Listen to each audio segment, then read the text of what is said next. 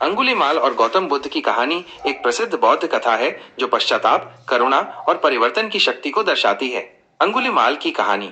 प्राचीन काल में अंगुलीमाल नाम का एक भयानक डाकू मगध देश के जंगल में रहता था। वह लोगों को मारकर, उनकी उंगलियां काटकर उनकी माला पहनता था, इसलिए उसका नाम अंगुलीमाल पड़ गया। वह इतना क्रूर था कि उसके नाम से ही लोग कांपते थे।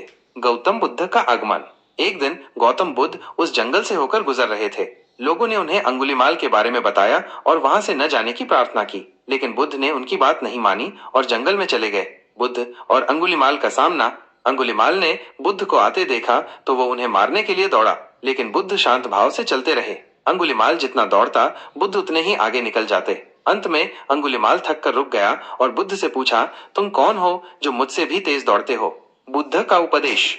बुद्ध ने कहा, मैं वह हूं जो तुम्हें शांति और प्रेम का मार्ग दिखाने आया हूं।